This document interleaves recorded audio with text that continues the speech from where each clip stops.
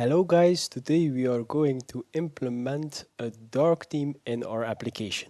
The first thing we are going to do is to add CSS styling code. Go to our styling, web, we're gonna add a CSS file and we name this one dark theme. Now we're gonna implement our code here. I'm gonna copy and paste it. You can find this code under the description. This is the basic styling of the dark theme. Now in our main CSS, we're gonna import the dark theme. The next thing we are going to do is add a domain model. In this domain model, we're gonna create a non-persistible entity with the name dark mode with an attribute is enabled. It is important to add the association to this session. I'm gonna search for session here, click OK. Moving forward, we are going to our page. We're gonna add a data view.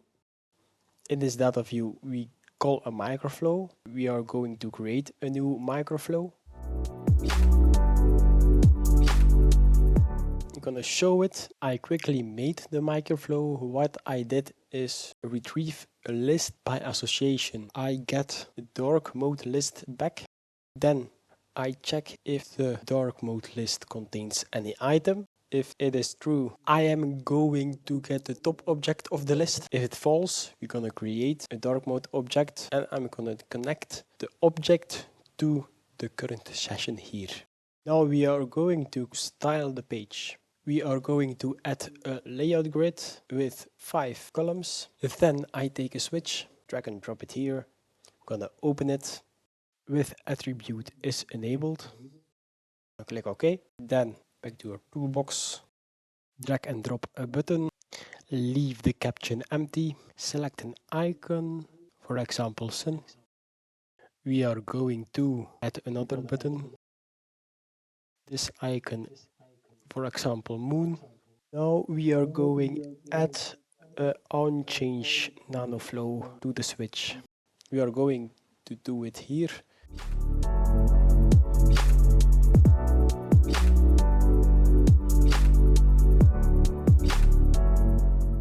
In this nanoflow, we are going to add a JavaScript action.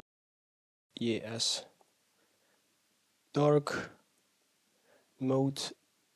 Okay, gonna show it. We are going to add a parameter. This parameter is a boolean with the name is enabled.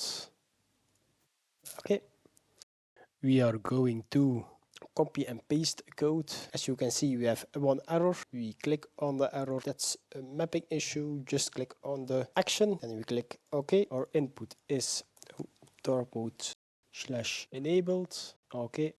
Now we are going to run our application. Now this is our application. Now you be able to switch it to the dark mode. As you can see, the buttons are black. The background is black and the Mendix logo is black. We are be able to switch it back to the light mode. And that's a wrap, folks. We have explored the amazing world of dark mode in our application. I hope you have enjoyed this journey as much as I have. If you found this video helpful and informative, don't forget to give it a thumbs up, subscribe to our channel and leave a comment below with your thoughts and questions. Stay connected, stay productive and stay awesome. For now on, ciao!